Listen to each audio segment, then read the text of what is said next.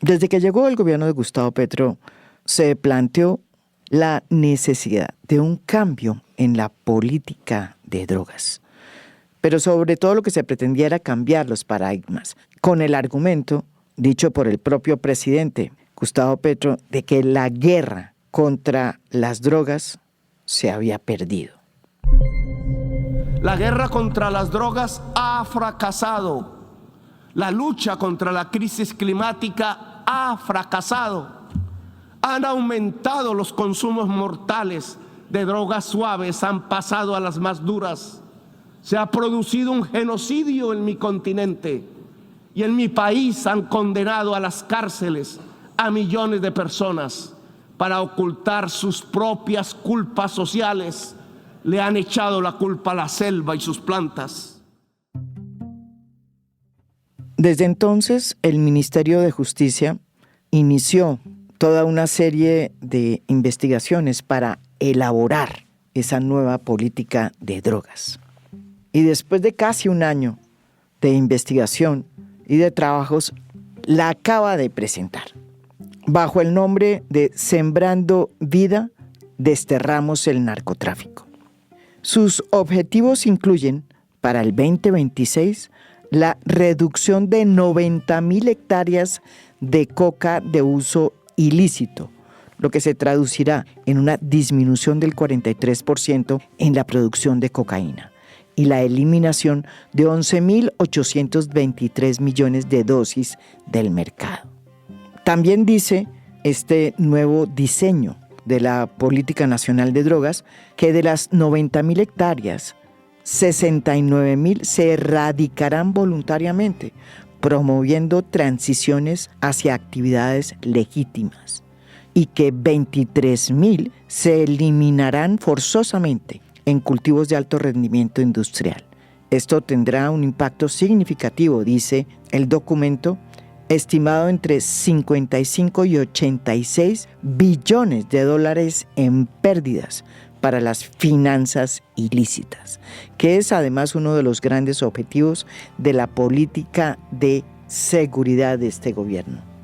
Darle duro a las finanzas de los grupos que se dedican al tráfico de drogas. Según este documento, esta política posibilitará que aproximadamente 50,000 familias, óigame bien, de las casi 115,000 que actualmente dependen de la coca de manera ilegal como su medio de sustento, pues puedan transitar hacia actividades económicas legales. Y como un hecho novedoso, se establecen por primera vez resultados con impactos positivos desde el punto de vista ambiental. Se tendrá como meta la reducción de 46 millones de kilogramos en las emisiones del CO2 asociadas a la producción de cocaína y la disminución del 3% de la deforestación anual, que equivale a 3,000 hectáreas de bosques por año. Igualmente, se buscará un descenso en la contaminación por el uso de 37,640 litros de productos agroquímicos, 1,162 litros de fertilizantes y 55,342 litros de fungicidas asociados al cultivo y producción ilícita. Por primera vez, según esta nueva política diseñada por el gobierno de Gustavo Petro y el Ministerio de Justicia, en la historia de Colombia, las comunidades afectadas por el narcotráfico y la guerra contra las drogas participaron en la creación de esta política nacional. Hoy, con este preámbulo, comenzamos una nueva serie aquí en A Fondo, que tiene un título provocador: Sobredosis.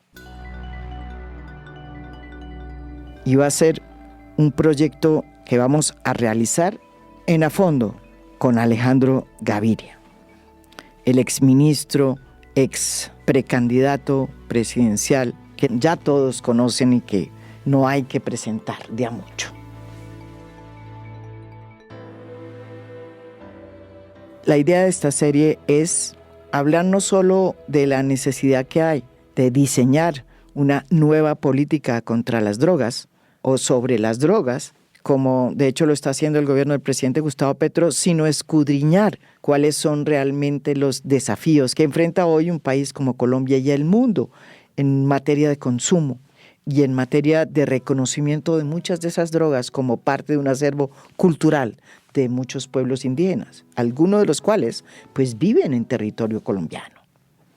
Pero sobre todo queremos abordar el tema de las drogas recordando las palabras de Aldous Huxley, este escritor inglés que tanto investigó porque una sociedad tan aparentemente sofisticada seguía utilizando las drogas. Y dijo lo siguiente: todos los calmantes, estimulantes, reveladores de visiones, promotores de felicidad, incitantes de conciencia cósmica naturales, fueron descubiertos miles de años atrás, antes del amanecer de la historia. En muchas sociedades, en distintos estados de civilización, se han realizado intentos por conectar la intoxicación de la droga con la intoxicación divina. Alejandro, bienvenido a Sobredosis y cuéntanos quién es nuestro invitado de hoy. Gracias, María Jimena. Queremos hacerlo cada semana o cada 15 días. Vamos a hablar de este tema en toda su complejidad, en todas sus manifestaciones económicas, sociales, culturales, todos los desafíos. Trascender un poco el debate local también, tener una perspectiva en algunos momentos internacional. Y tenemos el privilegio hoy a quien fue mi compañero de gabinete. Exacto, nuestro increíble. Ministro de Justicia, Néstor Osuna, quien hace algunas semanas presentó la nueva política de drogas del gobierno. Y yo creo que es un buen comienzo, María Jimena. Bueno, ¿qué podría decir? Cuando se posesionó el presidente Petro, yo sí recibí la instrucción de mirar esos discursos suyos de campaña en los temas de drogas, cómo perfilarlos hacia una política de drogas que dejara de castigar tan duramente a los campesinos cocaleros. Esa es como la inicial, como el punto de partida. Hicimos equipo con la Dirección de Drogas del Ministerio de Justicia. Allí está una profesional espléndida que se llama Gloria Miranda. Y con ella consideramos que lo más importante era escuchar a muchos de esos cocaleros, escuchar consumidores, escuchar personas que han enfrentado consumos problemáticos, escuchar padres de familia, escuchar profesionales de la salud, para a partir de esa información, de esos anhelos, de esas demandas, de esas frustraciones, ir diseñando una nueva política. Luego, digamos, el presidente fue perfilando un poco más su discurso, su mensaje a las Naciones Unidas recién inaugurado su gobierno, y a esa información que nos fueron dando los cocaleros, sobre todo también los consumidores, se fue agregando, digamos, el estudio académico del tema, de la constatación de ese resultado absolutamente fallido de 50 años de guerra contra las drogas, de la situación, digamos, también muy insatisfactoria de haber juntado seguridad, digamos, protección militar con asuntos de drogas, de la forma tan desproporcionada como esa estrategia de lucha contra las drogas había afectado a campesinos que son muy pobres, que son más pobres que los campesinos pobres del país, en regiones muy apartadas, y cómo también la estrategia frente a los consumidores de droga había sido fallida, en el sentido de que durante mucho tiempo se les persiguió penalmente o policivamente también, y ahora, aunque ya eso jurídicamente no existe, sigue una estigmatización y una discriminación que no resuelve ningún problema, que lo agrava. Y por otro lado, la constatación de que digamos, el mayor problema que nos han traído a nosotros las mafias de narcotráfico es haber puesto en riesgo nuestra democracia, haber puesto en riesgo incluso en alguna época de nuestra historia, nuestra viabilidad como Estado, y unos índices de violencia, digamos que son intolerables prácticamente. Entonces, por eso fue que diseñamos una estrategia de drogas que tuviera en cuenta los dos eslabones débiles, los cocaleros y los consumidores, y el eslabón, digamos, fuerte, el del gran negocio del narcotráfico, para poder diseñar una estrategia frente a los unos y otra frente a los otros, que, digamos, abandonara el énfasis en la lucha penal, policiva, criminal, en los dos eslabones débiles y lo concentrara en el eslabón fuerte. Yo quisiera, ministro, diciendo que estoy de acuerdo en ese principio inicial de decir la guerra contra las drogas como se ha hecho no funciona, en la no criminalización de esos eslabones débiles, hablar un poquito de la puesta en práctica. Porque más allá de la criminalización, hay aquí dos retos que me parecen interesantes en esa estrategia. El primero, que va a pasar con la erradicación. Porque esa es una pregunta que nos lleva rápidamente a decir, para el desarrollo alternativo y para la generación de oportunidades económicas que tiene que ser con enfoque territorial, eso va a tomar un tiempo. Sí. Y en esa transición, la política plantea que va a haber una erradicación, en algunos casos sí y en otros no. Sí. Por ejemplo, para pequeños cultivadores o cultivadores que tengan algunas hectáreas, pero entonces lo nuevo es de un lado, que lo que tenga infraestructura es de otro lado.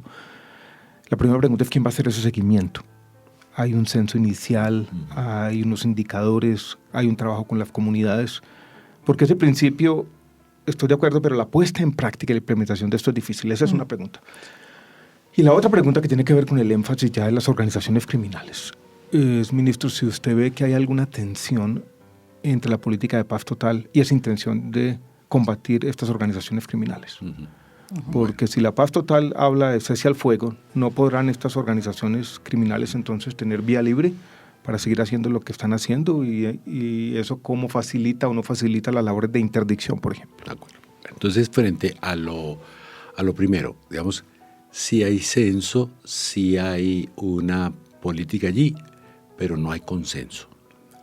En esta política no hay consenso en nada.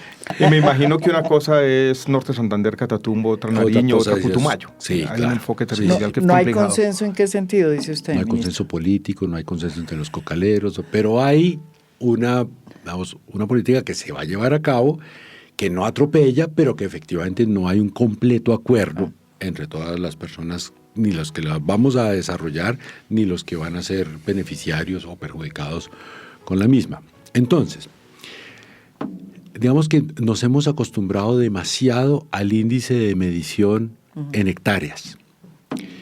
Y ese índice de medición seguramente va a seguir allí, entre otras cosas porque pues, hay organismos internacionales que miden de esa manera, pero yo creo que el éxito de esta política se tiene que medir de otra manera. Se tiene que medir en vidas salvadas, se tiene que medir en hectáreas de selva recuperadas, se tiene que medir en campesinos que pudieron hacer tránsito a la legalidad. Pero efectivamente hay un asunto de que nosotros le proponemos varias opciones a los campesinos cocaleros para que puedan transitar a economías lícitas, pero hay un momento en el que, digamos, ellos actualmente viven de la hoja de coca y si, digamos, reciben predios de la reforma agraria, pues esos predios de la reforma agraria no van a comenzar a ser productivos el primer día. O si en sus mismos predios les ofrecemos que hagan erradicación voluntaria y se dediquen a otra cosa, va a haber un momento en el que eso no va a funcionar. El presidente ha hablado de la progresividad. Eso jurídicamente es muy complejo porque, digamos, toda actividad en predios donde haya más de 20 plantas de coca es delictiva. Entonces, pues es muy complicado para el Estado patrocinar alguna actividad, algún proyecto. Sí, es como si la progresividad implicara que la ley no se va a aplicar, cosa que no puede hacerse. Claro, en entonces, principio, al menos. Claro.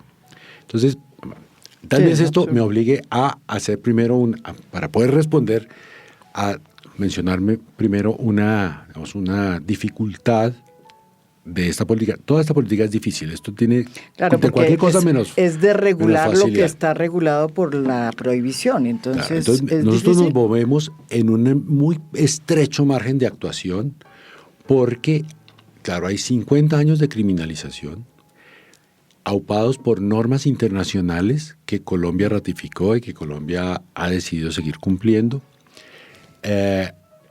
Hay, digamos, un andamiaje penal, punitivo, policivo, que no podemos desmontar de un momento a otro. Entonces, claro, nosotros nos movemos, o esta política que diseñamos intenta ser lo más acertado posible dentro de lo que cabe con el régimen jurídico actual que prohíbe todo el narcotráfico. Y que prohíbe O sea, también el cultivo. ¿qué parte se puede...? Entonces, ¿qué es lo que Hay estamos... dos puntos, ministro, perdón, interrumpí lo que quisiera mencionar. Incluso uno, yo recuerdo unas conversaciones que yo tuve hace un tiempo con Rodrigo Primi, que él planteaba una tensión interesante. Hay unos acuerdos internacionales de Colombia en el tema de drogas, por supuesto, pero también unos acuerdos internacionales del país en el tema de derechos humanos. Claro. Entonces, los segundos, de alguna manera, nos pueden llevar Sí. a que haya un poco de flexibilidad en los primeros, que me parece un tema interesante para que lo internacional no se convierta en una camisa de fuerza. Ministro, y complementando lo que dice Alejandro Gaviria, hay que recordar que nosotros fuimos el único país de la región andina que tiene una relación profunda cultural con la hoja de coca en firmar un acuerdo internacional en 1960 en el que la hoja de coca forma parte de la política de persecución contra la droga. Eso no lo firmaron ni Perú, ni Bolivia, ni Argentina.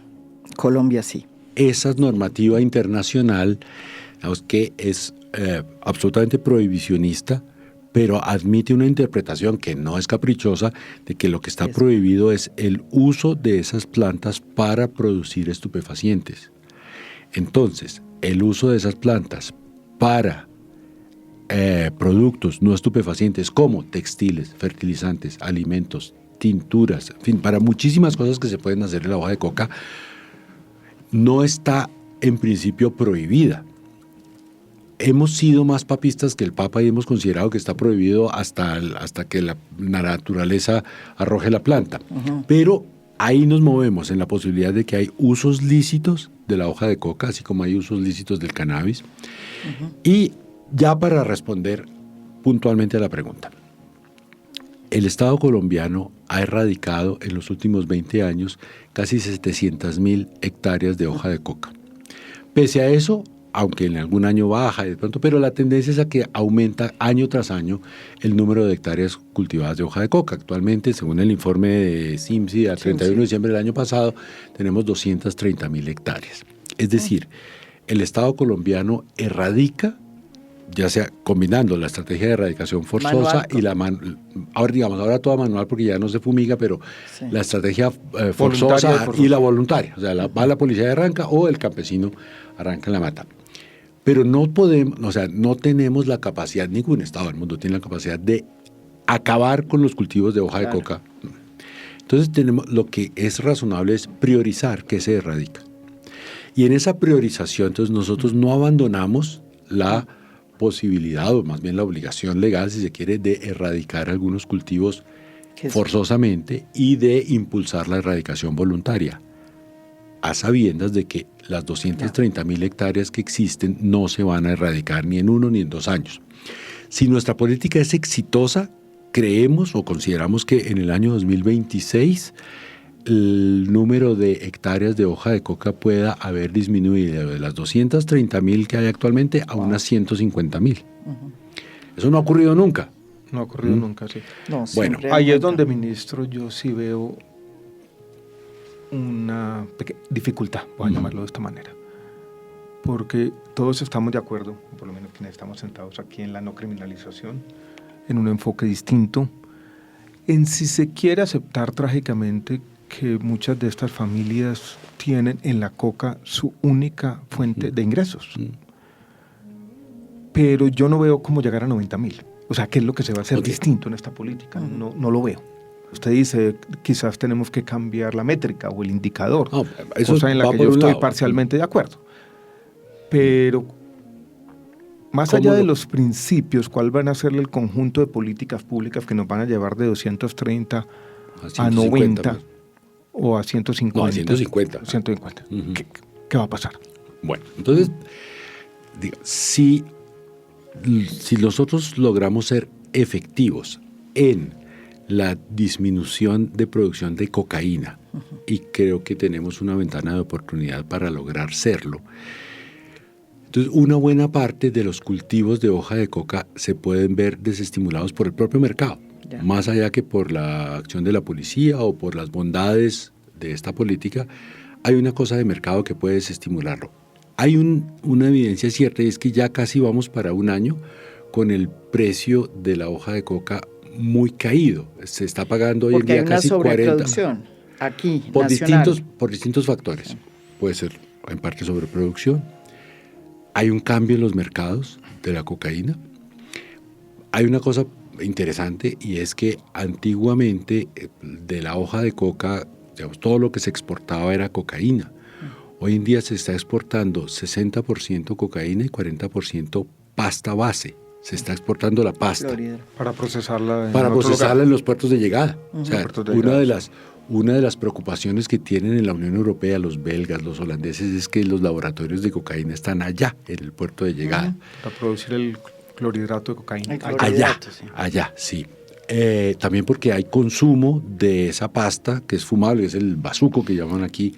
Hay producción de cocaína en algunos países centroamericanos donde antes no lo había, y eso hace que sea mucho más barato para llevarlo a Estados Unidos. En fin, hay distintos factores que hacen pensar que es posible reducir la producción de cocaína en nuestro país, y por lo tanto que los campesinos puedan migrar por razones económicas, por razones de mercado, de esa situación en que solo han podido vivir de la hoja de coca a esta oferta que les hace el Estado, de poder trasladarse a terrenos de la reforma agraria, porque efectivamente hay lugares en los que lo único que es económicamente viable es la hoja de coca, porque no hay posibilidad de llevar una carretera, porque no hay posibilidad de llevar electricidad, pero sí hay la posibilidad de que ellos salgan a otros predios.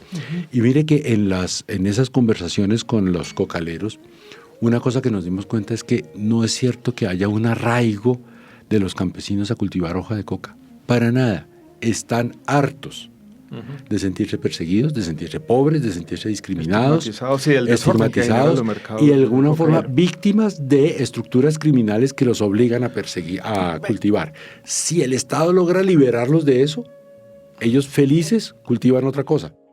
Ministro, ¿y cómo es que se van a imponer los correctivos, o por lo menos aprender los errores que se derivaron de la mala implementación del programa PENIS?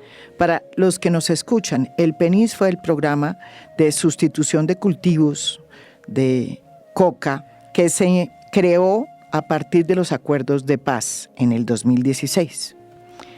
En muchos de los territorios donde se cultivaba la hoja de coca y se producía después clorhidrato de cocaína, este programa fue esperado, y de qué manera. Yo personalmente he hecho varios reportajes sobre lo que está sucediendo desde entonces en estas zonas. Los campesinos que creyeron en que esta política era de verdad y que los iba a sacar de la ilegalidad, abandonaron sus cultivos y empezaron a sentarse a esperar que el Estado viniera y les ayudara, porque en un sitio donde no hay ni carreteras, ni Estado presente, pues lo que les quedaba era esperar a que viniera realmente el proyecto productivo. Y si ese proyecto llegaba, si eso cuajaba con las necesidades que ellos tenían geográficas, además. Ni una cosa ni la otra llegó. Nunca llegó un estudio, nunca llegó el proyecto. Y muchos de esos campesinos hoy están volviendo a cultivar. Y lo peor de todo, están entrando aún más en los parques naturales. Porque, y ahí hay otro problema, muchos de estos campesinos pues tampoco tienen tierra. Usted habla de que muchos de estos campesinos también van a recibir la tierra. ¿Cómo integra lo que nos pasó con el PENIS y los errores que se produjeron con lo que está planteando hoy esta nueva política de Gustavo Petro? Bueno, entonces, vamos por partes. Frente a lo que decía María Jimena, el PENIS estuvo diseñado y es, por lo que hemos visto, fue uno de los cambios que debió hacer el gobierno Santos frente al acuerdo de La Habana después del plebiscito para el acuerdo del Teatro Colón, que fueran no acuerdos colectivos, sino acuerdos individuales. Y así es muy complicado, porque el acuerdo individual lleva a un subsidio que muchas veces es una suma de dinero a un campesino, y eso no sirve para mayor cosa. Eso le sirve al campesino para vivir 3, 4, 6 meses y ya, se acaba. Y entonces vuelve al mismo negocio de antes. Este programa no está diseñado en proyectos individuales, sino que sí, tiene que ser una vereda completa o un par de veredas que deciden hacer tránsito a economías lícitas. Entonces, si sabemos que lo que allí es eficiente, es producir café o tener actividad ganadera, el Estado no le va a dar plata a los campesinos, sino que va ahí sí a llevar el proyecto agroindustrial, a llevar, digamos, que el café puedan volverlo café instantáneo, por decir algo así, lo puedan sacar. Y promover esa asociatividad. Y promover la asociatividad y, digamos, llevar aquello que se requiere para que esa zona pueda transitar a la legalidad. Puede ser la electricidad, puede ser la vía terciaria, puede ser simplemente los 2 tractores, en fin. Pero no indemnizaciones, pero no subsidios individuales. Como fue. Sí, bueno. Eso por una parte. Lo otro, si logramos ser eficientes en darle mayor relieve y mayor alcance a los usos lícitos de la coca, creo que ahí tenemos una muy buena oportunidad de mercado también. Ya hay en el país varias fábricas de fertilizantes a partir de hoja de coca, fertilizantes que al parecer son bastante buenos. Hay alguna posibilidad de que algunos haya que mejorarlos con, creo que es fosfato, pero tenemos minas de fosfato. El problema que hemos tenido es de restricciones al comercio, pero eso es uso lícito de la coca. Según dicen esos empresarios, son empresarios particulares que por supuesto tienen un ánimo de hacer negocio, si a ellos les quitamos esas trabas para el comercio, Colombia podría ser autosuficiente en fertilizantes. Eso sería una cosa muy buena, no tener que importar fertilizantes. Ellos también producen alimentos, producen gaseosas, bueno. Sí. ¿Hay alguna posibilidad también de exportar, como lo hace el Perú, ¿no? Que ellos exportan hoja de coca para producción de alimentos y para producción de bebidas y para producción de estimulantes lícitos en otras partes del mundo? Es decir, la estrategia también confía en que haya personas que puedan seguir cultivando coca para usos lícitos. Y esos usos lícitos, al día de hoy, le están dando a los campesinos cultivadores más o menos lo mismo que les da vendérsela al narco. Más o menos lo mismo. Entonces, esa es otra posibilidad que tenemos de actuar. Hay una cosa que quisiera matizar. El último informe de Naciones Unidas nos dice que sí es cierto, digamos, que hay unas zonas de cultivo que permanecen a lo largo de mucho tiempo, pero también si se comparan los mapas de los últimos 10 años, hay unas zonas, digamos, que se están enfriando, es decir, donde había cultivos de hoja de coca y se están abandonando, y otros que se están calentando. ¿Qué se está enfriando? La verdad coincide mucho con los territorios donde estaban las FARC. Caquetá, Guainía, Guaviare. Se está cultivando muchísimo menos. Meta también se está cultivando muchísimo menos. Eso quiere decir que el proceso de paz también en eso funcionó. ¿Y qué se está calentando? Putumayo, pero específicamente de la línea de frontera con Ecuador, 10 kilómetros hacia adentro. Eso es impresionante. Y del lado ecuatoriano, pues está pasando lo mismo. Claro, y en la mitad hay un río que es una autopista, pues para sacar el producto y llevarlo hasta Brasil y después pues a los mercados internacionales. Catatumbo. En el Catatumbo, digamos, eso ha permanecido. Sin embargo, el Catatumbo, por datos que tenemos de policía, está muy bloqueado. Es decir, allí se sigue cultivando mucho, pero no están pudiendo sacar el producto. Y eso los está llevando a abandonar algunos cultivos, a una situación desesperada de supervivencia, es cierto, porque el Estado social de derecho todavía no ha llegado, apenas está, digamos, en la avanzada del Estado social de derecho, que es la fuerza pública. Uh-huh.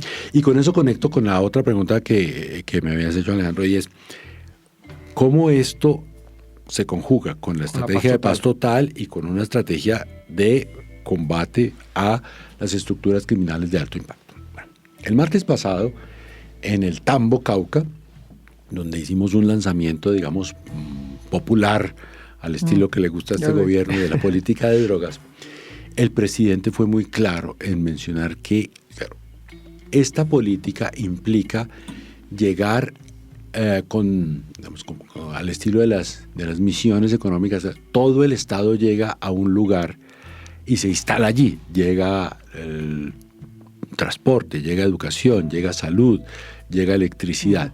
Pero la avanzada es la policía y los militares. O sea, es una cosa como de liberación de esa población campesina. Y el teatro de operaciones en este momento es el Cañón de Micay, ahí en Cauca, al lado de donde estábamos. Y el presidente fue muy claro en manifestar: el ejército seguirá en el Cañón de Micay, porque no vamos a contemporizar con mafias de narcotraficantes, vamos a combatirlos, y una vez que la zona esté liberada de esas mafias de narcotraficantes, ahí sí podemos llegar el resto, ahí sí puede llegar la justicia también y puede llegar el resto del Estado. Es cierto que uno dice, bueno, veo este discurso y después veo cese al fuego, una firma de cese al fuego con el Estado Mayor Conjunto. Sí. Y que el Cauca fue mencionado como uno de esos departamentos del cese al fuego, y ahí sí veo claramente una contradicción. Efectivamente, como dice Alejandro Gaviria, a partir del 17 de octubre arrancó un cese al fuego bilateral entre el gobierno y las disidencias de las FARC, que alienta a mordisco y que el Alto Comisionado de Paz reconoce como el Estado Mayor Central de las FARC. El cese al fuego está previsto por 3 meses, y aunque en el comunicado inicial no se establecen claramente cuáles son los sitios, sí se sabe que el cese al fuego va a operar en varias regiones del país, donde tiene presencia el EMC. Una de esas regiones es todo el departamento del Cauca. Un departamento en donde el ejército está en este momento haciendo una operación en el Cañón del Micay, precisamente porque es allí donde se concentra hoy una alta producción de clorhidrato de cocaína y de cultivo de hoja de coca. Pues mire, lo que yo interpreto de lo que ha venido ocurriendo es que, por una parte, la fuerza pública, ejército, policía, ha venido, digamos, combatiendo a estas estructuras criminales, pero siempre bajo la idea de que es preferible un desmonte pacífico, tanto de esas estructuras criminales como de los grupos rebeldes, y que en ese sentido se pueden pactar algunos ceses de hostilidades o algunos ceses al fuego, en fin, alguna disminución, un desescalamiento de los conflictos, siempre y cuando eso tenga que ver, eso no sea aprovechado para reforzar el negocio del narcotráfico, sí, y para seguir, digamos, hostigando a la población civil.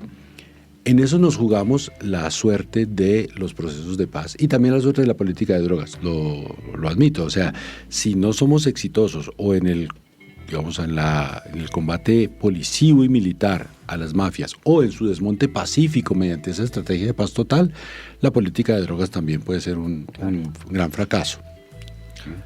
La conversación hasta ahora, María Jimena, nos muestra que tanto el oxígeno como la asfixia son difíciles, ¿no? Ambas cosas muy difíciles. Implica romper con inercias de lado y lado.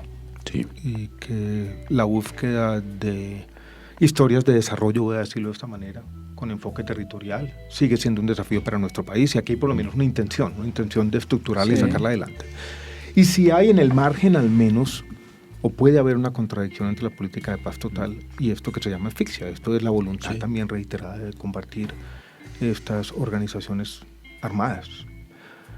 Yo quisiera cambiar un poco el tema e irnos hacia el tema del consumo. La política tiene una innovación, en mi opinión, es que por primera vez se apoya de manera directa por parte del Estado colombiano, de un gobierno, la regulación del cannabis de uso adulto. Sí. Y el gobierno está apoyando el acto legislativo que tiene su tránsito en el Congreso. Y también se dice que ya se está comenzando a trabajar desde el Ministerio en la regulación. Sí. No sé, ministro, si usted no puede adelantar algo de cómo sería esa regulación, de cuáles son los elementos principales de esta otra parte, de este otro eslabón débil de la cadena, cómo se está Entonces, digamos enfrentando. Lo siguiente. Si el Congreso de la República aprueba esta vez, y ojalá que lo haga, el retiro de aquellas disposiciones de la propia Constitución que prohíben ya no el consumo de todas las drogas, porque el proyecto A es retirando la prohibición de cannabis exclusivamente. Claro. Tenemos listo, digamos, un proyecto de regulación. Incluso hay voces que dicen que el proyecto de regulación se podría hacer a partir de la evolución jurisprudencial, incluso con la prohibición constitucional vigente. Pero eso es riesgoso. Es mejor hacerlo paso a paso. Entonces, vamos a tener, digamos, dos regulaciones. Una que ya existe, pero que creemos que se puede ampliar y aligerar, que es la del uso medicinal del cannabis. Cada vez hay más evidencias de las ventajas del uso medicinal para distintos aspectos del cannabis. Hay más expertos, hay más evidencia científica de que el asunto funciona, pero la regulación que nosotros hemos tenido allí es demasiado exigente. Digamos que le pusimos unos estándares casi que de producto farmacéutico, una cosa que es un producto botánico, y eso dejó por fuera de la posibilidad de producir cannabis medicinal a muchos digamos, productores medianos, pequeños y medianos de cannabis, y solo muy pocos pueden hacerlo porque necesitan un músculo financiero muy grande, unas licencias que son muy demoradas, en fin, está lleno de trabas. Ese mundo de lo farma, incluso lo fitosanitario con el INVIMA, ahí en la mitad es muy difícil. Sí. Y uno podría decir que ¿cuántos años después de la aprobación de la ley? Ya son 6. De la ley de cannabis medicinal. De la ley de cannabis medicinal, ya son 6, sí. Creo. Se demoran mucho y tienen muchas restricciones y tienen unos requisitos que hacen que solamente empresas que tienen, digamos, músculo financiero sobre todo para los ensayos clínicos y demás son requisitos muy difíciles. Son muy difíciles. Bueno, eso es el mundo del cannabis medicinal. Y el mundo del de uso adulto sí tenemos pensada una regulación, digamos, que no va a llegar digamos, a la abstención del Estado, al libre mercado completo, sino un mercado regulado, controlado, como parecido al alcohol o al tabaco. Es decir, o sea, el consumo adulto es permitido, pero con restricciones, no se puede hacer publicidad, hay que informar sobre los riesgos. Los altos impuestos. Los impuestos serán altos, por supuesto. No se puede vender en determinados lugares. No venta a menores de edad. No se puede vender a menores de edad. Como el paradigma un poco del tabaco. Como el del tabaco, exacto. Que fíjense que con el tabaco... Altos impuestos, no publicidad y patrocinio. Exacto. Advertencias sanitarias, comunicación adecuada del riesgo. ¿Cómo ha disminuido el consumo de tabaco desde hace 20 años o más? Que el tabaco está muy bien visto y todo. Ahora, que el tabaco, si yo voy al supermercado puedo comprar tabaco, pero el hecho de que no lo veo, que no hay publicidad, también que es un poquito mal visto ahora por la población, hace que el consumo se haya restringido mucho. Ministro, pero usted habla de que hay un interés por impulsar este proyecto de ley que de nuevo se vuelve a presentar en el Congreso para que pase por fin la regulación para el cannabis de uso adulto. Pero resulta que en la legislación pasada el gobierno no estuvo presente y ese acto legislativo, que era una reforma constitucional, pues no pasó por 4 votos. ¿Dónde estaba el gobierno, ministro? Fue un momento, digamos, muy complicado y nada garantiza que en esta ocasión no pueda ocurrir lo mismo. Pero, digamos, hubo una coyuntura política y es que justo en esos mismos días se rompió la coalición de gobierno Sí. y por los cálculos que hicimos, digamos, si el gobierno se hacía más visible en ese momento, era posible una reacción adversa. Ahora, a posteriori uno puede decir, no, pues les faltaron 4 votos, han podido hacer algo. Es posible. Si esta vez logramos la aprobación, va a ser por 4 votos. O sea, no, en esto no Puede va a haber ser. consenso, porque esto hay, digamos, Sí. una polarización política grande. Ciertamente uno puede decir que hay unas posturas que no son basadas en evidencia, que son basadas en populismo, en prejuicios, pero sea por lo que sea, esa votación va a ser muy reñida. Si estamos en un buen momento para el gobierno, a lo mejor logramos esa aprobación por unos pocos votos. Si no, pues seguiremos intentándolo. Porque, ¿qué más puede hacer? Pero uno, en no? todo caso el mundo ha cambiado. Yo recuerdo Sí. cuando se aprobó el acto legislativo, que fue en el año 2003, hace 20 años. Uno podría hacer un poquito de arqueología legislativa. Ujú. Y yo creo que se aprobó casi que por mayoría unánime entonces. Para esa prohibición prohibirlo. que incluso reñía con la despenalización Sí, de la que había hecho la Corte que había hecho la Constitucional. Corte Constitucional en el año 94. Sí. Y fue como una respuesta a eso. Sí, Que se hizo como preámbulo al plebiscito que promovió el expresidente Uribe en esa Sí. época, como para abrirle camino político, si se quiere. Mm.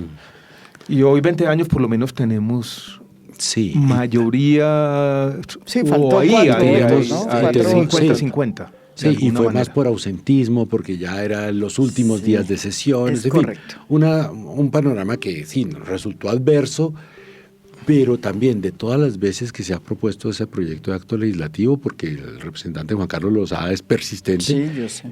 o sea, la primera vez no logró ni primer debate.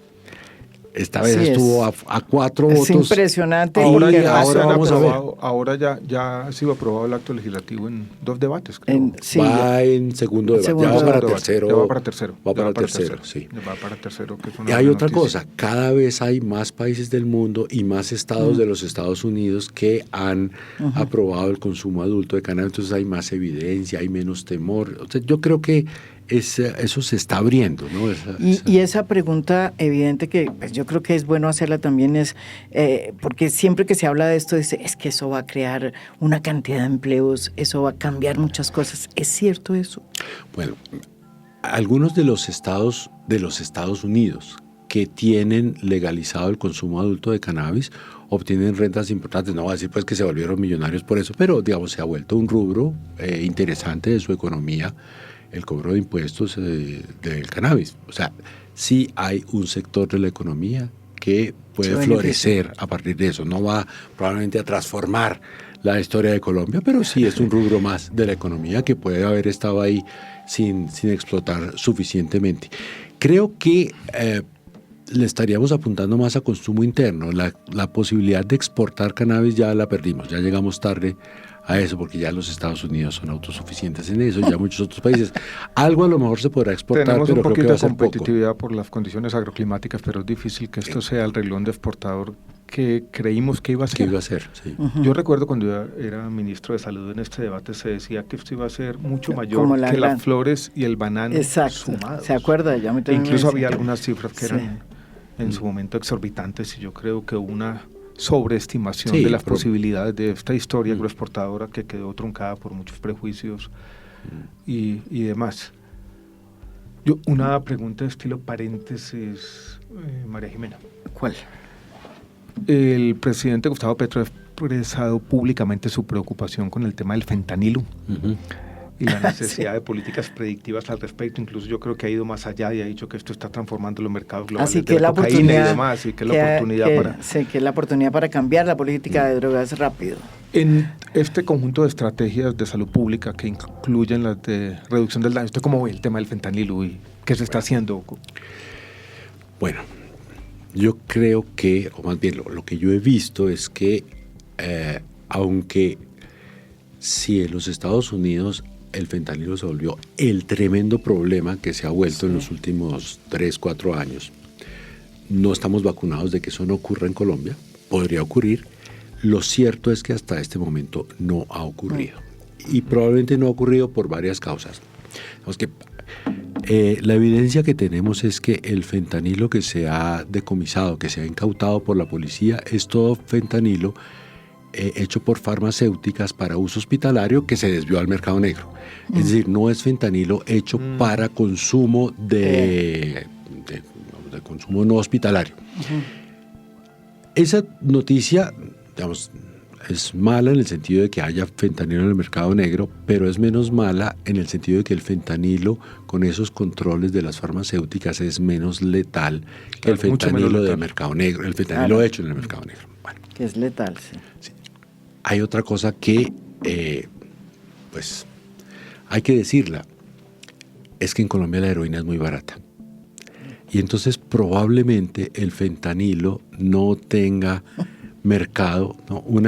El viernes pasado estuve en Cali en un sitio de consumo de heroína y me decían, la bolsa de heroína, la bolsa es, yo pensaba que una bolsa era una gran bolsa, no, es una bolsita, que son como unas 4 o 5 dosis, vale 7.800 pesos. El fentanilo es mucho más caro. Entonces, digamos que eso no quiere decir que no hagamos nada. No, por supuesto que tenemos que estar alerta, tenemos que tener una estrategia de salud pública, tenemos que tener una estrategia policiva para incautar el fentanilo, pero el problema hasta este momento en Colombia es mínimo. El número de muertos por fentanilo es casi que no es significativo en nuestro país. Es más, puede ser que los muertos que haya por fentanilo sea por un error médico, por una cosa hospitalaria. No digo error médico, pero que sea una persona que con tratamiento dentro de una receta sanitaria haya muerto y tenía fentanilo en su cuerpo. Entonces, yo creo que estamos, digamos, a tiempo de diseñar algunas políticas preventivas para evitar ese problema que efectivamente tiene una letalidad muy grande. Que el consumo de fentanilo esté disminuyendo el consumo de cocaína, pues las evidencias no parecen mostrarlo. Son dos mercados distintos. Son dos mercados distintos probablemente, ¿no? El propio presidente ha dicho, cocaína es el que quiere seguir en la fiesta y el fentanilo es el que quiere irse de la fiesta. Irse definitivamente de la fiesta, además. No sé si en el futuro, no sé si en otros lugares, pero digamos, hasta ahora... Es curioso eso. Yo digo a ver si se puede hacer la comparación. Una de las cosas curiosas ha sido la manera como se ha comportado el mercado de la heroína. Usted traía el caso de la heroína colombiana. Nosotros producimos una heroína muy buena. No es mala, es muy buena. Es decir, es una heroína que en su momento se pensó que iba a ser el gran mercado. Cuando esos popis ahí que había... además cultivos grandes en el Huila, estoy hablando hace unos 20 años. También, y en el Cauca. Hace 20 años era un problema. Exacto. Y ahora, increíble, esos pronósticos que decían que iba a ser el gran mercado de heroína, Colombia no lo fue. Cuando se hablaba del problema de la cocaína en Colombia, siempre se dijo esto se resuelva el día en que se inventó una cocaína sintética. El problema de la heroína se resolvió por ese lado, porque el fentanilo es un opioide sintético. Claro. Que se puede producir más fácilmente, ya se está produciendo en México, otra parte se produce en China. Como México es tan potente, se puede esconder muy fácil. Sí. Y está pasando todos los días por esa frontera porosa entre Estados Unidos y México. Incluso interesante, ministro, que las filtraciones del mercado farmacéutico al otro mercado en los Estados Unidos se acabaron ya. Sí. Todo es por fentanilo mucho más potente. Yo quiero retomar con la política inicial que me parece que en el tema de reducción del daño hay avances y por primera vez en un documento del Estado se menciona de manera reiterada, estas, por ejemplo, sitios de consumo asistido, que yo creo que es un avance interesante de la política, porque algo había en las secretarías de salud, a mí me tocó como ministro de salud aquí, cuando se acaban estos intercambios de heroína por metadona y demás, pero aquí hay un avance importante. Yo creo que para llegar a eso, más que una evidencia, sí fue como una constatación, pues sí, constatación y evidencia es lo mismo, pero un principio casi es considerar que consumo de drogas va a haber siempre. La idea de un mundo sin drogas no es realista. Desde que tenemos literatura, tenemos registro de consumo de estupefacientes a lo largo de la historia de la humanidad. Eso no va a dejar de ocurrir. Pueda que deje de consumirse cocaína o deje de consumirse heroína, pero vendrán otras. Entonces, la estrategia, la política pública tiene que intentar reducir los daños de una cosa que se va a seguir consumiendo, aunque nos parezca buena, regular, mala, si la gente lo consume para divertirse, para aliviar un poco el sufrimiento, sí, o por lo que sea, porque es viciosa. No nos importa. Lo que nos importa es que se muera menos gente, que se enferme menos gente, es decir, una política de reducción de daños. Y para eso, efectivamente, hay experiencias comparadas en distintas ciudades del mundo, más que países, en distintas ciudades del mundo, de que una política supervisado, controlado, incluso a veces con suministro estatal controlado de medicamentos, supervisado, donde al lado de del consumidor, ahora me han dicho que se debe decir es el usuario, pero bueno, la persona que se inyecta heroína está acompañado de un profesional de enfermería, de un psicólogo, y donde si se le va la mano hay metadona o la otra que se llama noxiclona, bueno, otro medicamento. Naloxona. Que le puede salvar su vida y donde no comparte jeringas y donde tiene además de pronto una asistencia psicológica, sí, y por qué no hasta un tratamiento odontológico y hasta un asesor que le ayude a conseguir empleo. Eso nos ayuda a reducir daños, admitiendo que va a seguir habiendo consumo, problemático, pero que podemos evitar muertes, daños, violencia, violación de derechos humanos con esas distintas políticas pedagógicas y sanitarias, más que con las punitivas y policivas. Entonces sí, ahí yo creo que hay un avance, hay una apuesta importante. Yo sé que es controversial, que hay personas que consideran pues que es inadecuado que el Estado tenga sitios en los que las personas pueden ir a inyectarse heroína, que no sean una cárcel, pero así es como podemos salvar vidas, ¿no? Les decía que el viernes pasado estuve en Cali, en el barrio Sucre, en un sitio de alto consumo de heroína, y ahí hay una corporación privada, se llama Viviendo, que ha logrado que en los últimos 3 años, años 20, 21 y 22, 0 muertos. Y este año están ellos, digamos, tristes porque tuvieron un muerto, pero bueno, haber logrado esa disminución a partir de eso, y trabajan realmente con las uñas, ¿no? Pero es eso, suministrar las jeringas, información, decirles qué dosis es letal y cuál no es letal, en fin. Y hablando yo con estas personas que son usuarios problemáticos de heroína, bueno, aquí hay un problema de drogas o que es un problema de trabajo. Toda esa gente está buscando trabajo y no lo consigue. Sí. Y ciertamente es muy difícil por la estigmatización que consigan un trabajo. Entonces, hay un decir, mira, esta estrategia también sí tiene que ser de salud pública, pero también es una estrategia de inclusión social. Es gente que ha estado muy apartada de la sociedad. En los Estados Unidos, la geografía del fentanilo coincide con la geografía de la devastación socioeconómica. Sí. El economista Angus Deaton escribió un libro hace algunos años donde hablaba de la muerte del desespero, la desesperación que tiene que ver con esa coincidencia. Yo estuve hace poco con el ministro en un foro y dije que me llamó la atención este enfoque realista porque genera todo este tipo de debates de naturaleza ética. Pero me llamó la atención que en ese foro los discursos tanto del presidente de México, más punitivo, como el del presidente de Petro, más moralista, hablando que la gente consume drogas por la soledad y el desamor. De alguna manera riñen con este enfoque más realista, más de salud pública, y que acepta con una suerte de regulación inteligente que un mundo libre de drogas es imposible. No, eso no va a existir. Usted se refiere a esta frase del discurso de Gustavo Petro en la reunión cumbre que hubo en Cali, de la que se esperaba mucho, con el presidente de México, que nunca viaja y que estuvo allá, López Obrador, para hablar sobre drogas. Miren lo que dijo Petro sobre drogas, soledad y desamor. La política llamada guerra contra las drogas ha fracasado. Las adicciones crecen porque hay falta de afectos en la sociedad, de amor. Se van rompiendo las familias. Las sociedades con más soledad son más consumidoras. La droga reemplaza la falta de afecto y la soledad.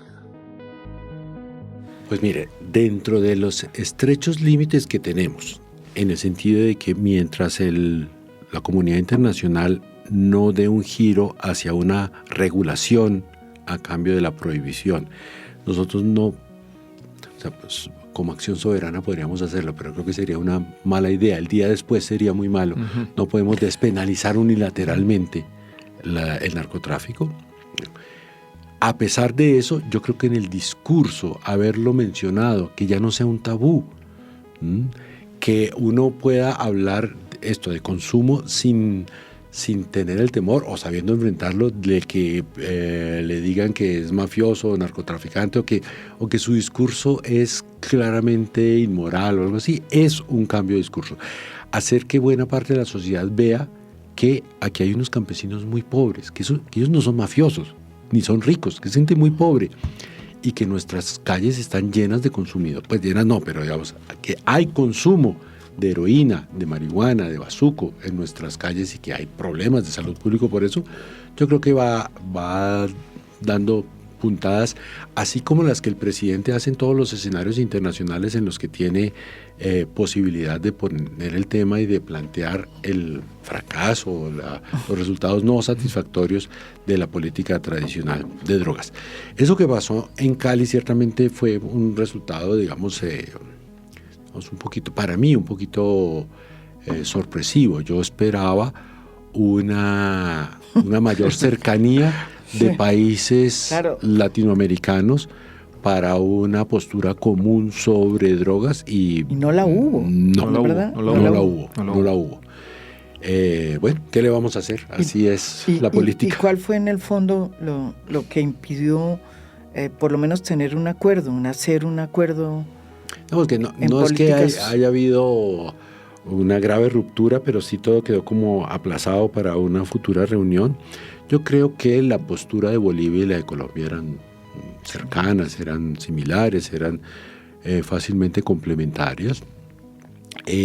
Con Perú, pues los movimientos políticos del Perú de los últimos meses no sirvieron. No, exactamente. Pero y con pues Perú la a mí me ruptura viene por eso, desde atrás. Pero ahora atrás. pues la política ahora me ayuda. Pero sí. Incluso Perú, que tuvo ciertas coincidencias, por ejemplo, durante el gobierno de Santos, desde el año 2017 sí. comenzó a separarse. Sí. Y la sorpresa es México, ¿no? Porque el presidente que vino a Colombia, estuvo en Cali, se fue sin haber por lo menos firmado o sellado un acuerdo con el presidente Gustavo Petro en materia de drogas.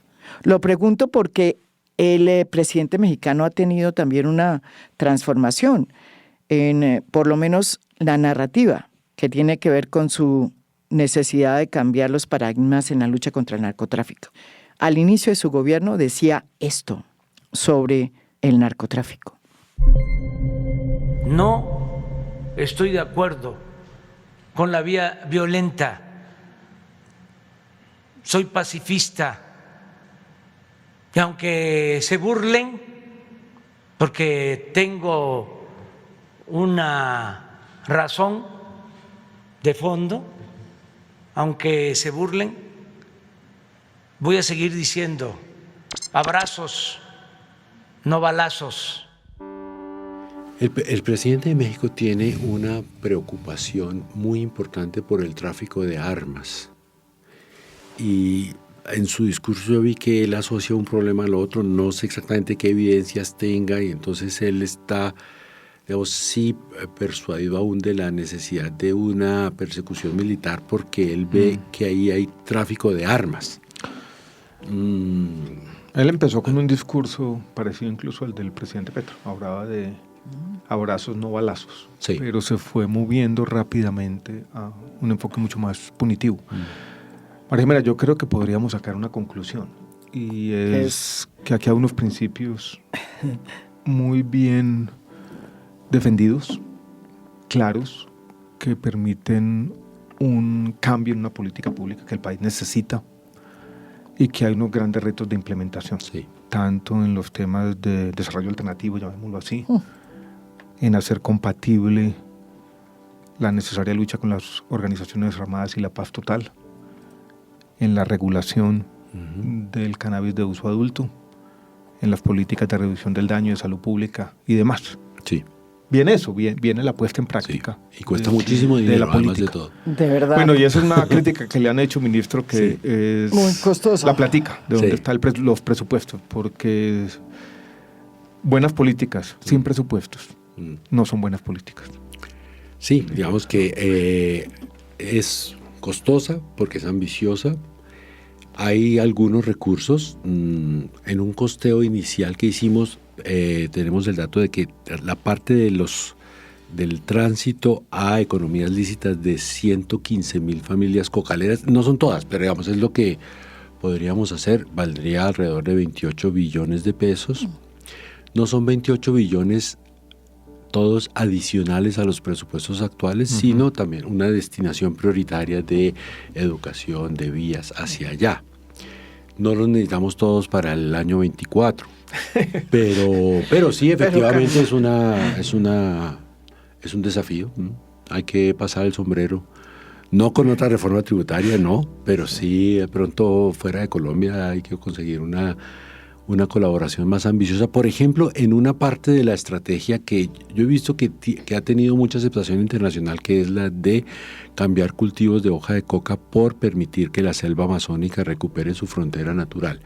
Ahí hay varios países que sí han dicho, nosotros colaboramos económicamente con eso porque se va la vida del planeta en eso, en permitirle a esas familias cocaleras que se cambien a guardabosques por unos cuantos años, según dicen los científicos, son unos 20 años que tardaría la selva en recuperar su frontera natural. Entonces estas personas se podrían ocupar como guardabosques Claro, por 20 porque años. es que uno de los problemas que tiene, que eso ya creo que es parte de la implementación, es que muchos de los cocaleros, sobre todo de las zonas donde vivían las FARC y en Catatumbo también, no son dueñas de las tierras, sino que han vivido siempre en las zonas de frontera y han tenido que cultivar en los parques. El 90% de los cocaleros no son dueños de la tierra que cultivan. Pero 50% está en zonas protegidas, Además, sí, la comunitarios y mitad, resguardos indígenas. La mitad de los cultivos de hoja de coca están en zonas Yo no quisiera hacer ambientalmente protegidas. un comentario pesimista, No, pero recordar que en el gobierno del expresidente Uribe hubo un programa que se llamaba Familia Guardabosques, que incluso contó con el apoyo de Naciones Unidas en su momento y no funcionó. Pero fíjese que el programa de guardabosques era un programa que nunca se hizo en las selvas, sino se hizo como en zonas donde eran pero eran zonas de que donde no eran, se había abierto frontera agrícola mismo. y los usaban más bien como elementos que le servían a la fuerza pública, a las fuerzas militares y armadas para información. Entonces los usaban como ascarón de prueba para la información, y yo creo que ese fue su gran problema, porque se hizo en zonas donde realmente pues había mucha presencia del ejército y mucha presencia de grupos paramilitares. Es que ese fue el problema donde se encontraron estos grupos, sobre todo en las zonas de Córdoba. Eso era lo que yo me acuerdo. Hicimos varios consejos comunitarios en esas zonas donde él creó esos grupos, y eran en zonas de Córdoba, Alto Sinú. O sea, no era en en el la Guaviare selva. en su momento, ni en la zona del Alto Putumayo.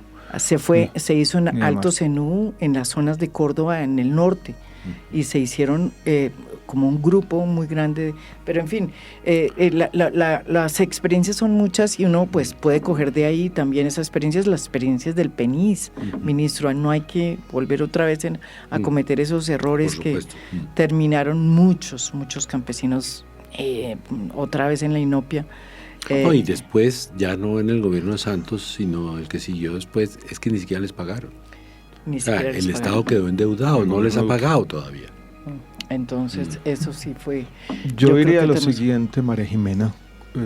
Si nuestro emprendimiento, juntanza o alianza funciona como creemos que va a funcionar, Toca, y esto dura en el tiempo, en 6 meses, 8 meses, un año, podemos invitar Exacto. al ministro A ver, para ver cómo va la esto, cómo sigue la implementación. implementación. Muchas gracias, ministro. Con el mayor gusto, Abrazo aquí fuerte. estaré. Y espero Muchas que gracias. pase ese acto legislativo del Esperemos cannabis de que uso sí. adulto. Aquí Ministro, estaremos aquí apoyando y está. haciendo fuerza. Sí, Muchas señor. gracias. Bueno, Bueno, muchas gracias. nos vemos. Hasta luego. Chao, chao. No sé usted, Alejandro, pero a mí me dio la impresión el ministro, pues, de que esta política está llena de buenas intenciones y que por primera vez, pues, rompe una serie de paradigmas. ¿No es verdad que muchos estábamos esperando en una guerra que ya sabemos que fue una guerra que no se pudo ganar y que nos derrotó, digámoslo así? Pero me preocupa el cómo. No sé a usted qué sabor le dejó esta entrevista. Eso de buenas intenciones y dudas sobre el cómo no será una definición del gobierno Petro. A mí también. Me quedaron algunas dudas sobre la implementación. En el tema en particular de cómo manejar la transición y que viene con el desarrollo alternativo y esos 28 billones y dónde va a salir la plata y todavía los recursos no están, yo creo que hay muchas dudas. Y en particular, María Jimena, la respuesta del ministro sobre cómo van a llegar a las 150.000 hectáreas. Si yo quisiera resumir, es la mano invisible. O sea, que el mercado de la cocaína se transforme de manera tal que eso suceda endógenamente. No vi una política pública particular que nos lleve de una cifra a la otra. Y lo otro que estoy de acuerdo con esa visión, pero sobre todo, digamos que me parece que esto yo ya lo oí, lo viví en la época del PENIS. Yo ya viví una historia repetida. En un escenario, un déjà vu. O sea, que todo estaba planteado para precisamente reducir la cantidad de coca que se cultivaba en Colombia. Y tenían esas mismas perspectivas de reducción en esa materia. Pero, digamos, el Estado no le llegó a esos campesinos, y hoy esos son los campesinos que tienen una situación complicadísima, y es que efectivamente, como hay una sobreproducción de la hoja de coca, pues no están vendiendo las cosechas y están en una situación cada vez más dramática porque no les funcionó el PENIS y ahora están metidos en esta nueva historia y esperan otra vez que el gobierno les ayude, y ojalá esta vez sí les llegue, pero lo veo un poco complicado el cómo, repito. En las políticas públicas hay una sola innovación que me parece que aquí es como si la política fuera consciente de que eso va a tomar un tiempo y que se van a crear unos años donde la erradicación es compleja, y entonces se trata de hacer una diferenciación entre los pequeños cultivos, los cultivos un poco más grandes, la presencia de infraestructura, cuáles son los nuevos, y hacer un censo y hablar con las comunidades. Pero también el ministro lo reconoció, muy complejo manejar, muy compleja la transición también. Ahora, eso me gustó del ministro, que de alguna manera es un ministro que dijo la verdad, contó la verdad. Esta es una política que no tiene consenso. Dijo la verdad en eso, dijo la verdad en reconocer la complejidad, y dijo la verdad sutilmente de otra contradicción, y es lo que está pasando con la política de paz total y lo que llaman aquí la asfixia. Esto es la necesidad de combatir los grupos armados. Y es porque hay claramente una contradicción, incluso una contradicción con las declaraciones del presidente Petro sobre el cañón del Micay. Y el presidente Petro está diciendo una cosa en el tambo y el comisionado Paz casi que dice lo contrario 3 o 4 días después.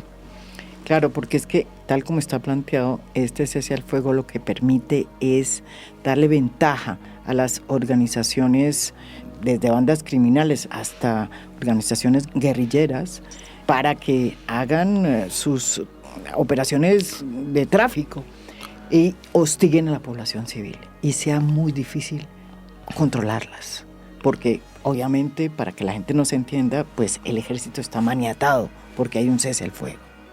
Me preocupa ese tema. También me gustó la sinceridad del ministro cuando habló de los temas de consumo, del uso del cannabis de uso adulto, de la regulación que están pensando. Sí. Y fue muy sincero al decir el fentanilo no es un problema de salud pública hoy en día. Sí. Y el fentanilo no está sustituyendo a la cocaína en los mercados globales. Y lo otro, ¿sabe qué me pareció interesante? Que yo quería siempre preguntarle por su percepción de lo que sucedió en la reunión en Cali. Cuando se tuvo la posibilidad de tener un consenso entre unos países que están muy metidos en la, digamos, formulación de una nueva política de drogas, porque la tienen ahí sobre el lomo, pero curiosamente no se logró ni siquiera un acuerdo final. Y No él hubo. también dijo lo mismo, que le sorprendió de alguna manera que no hubiese habido un acuerdo final. No hubo una declaración conjunta. Sí. Creo que de pronto la consabía fotografía solamente. Pero ese tipo de reuniones generalmente trabajan las declaraciones conjuntas Antes. previamente y se llega y se discute y hay algún punto que pueda cambiar aquí y allá. Pero que no haya salido nada de esa reunión de Cali demuestra que también en América Latina no tenemos un acuerdo, no hay una convergencia de posiciones. Bueno, y eso trae dificultad, una de las tantas complejidades de este tema. Y que no tenemos también Cancillería. Usted lo dijo, María Jimena, yo no quiero criticar más. Pero bueno, todas estas complejidades yo creo que muestran que tenemos tema para rato en esta nueva serie. Escúchennos en esta nueva serie con Alejandro Gaviria, María Jimena Duzán en A Fondo, Sobredosis. Esto es A Fondo. Mi nombre es María Jimena Duzán.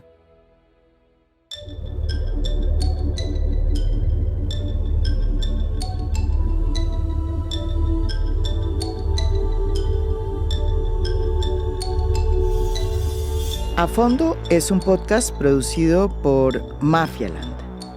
Producción general, Lucy Moreno. Postproducción de audio, Daniel Chávez.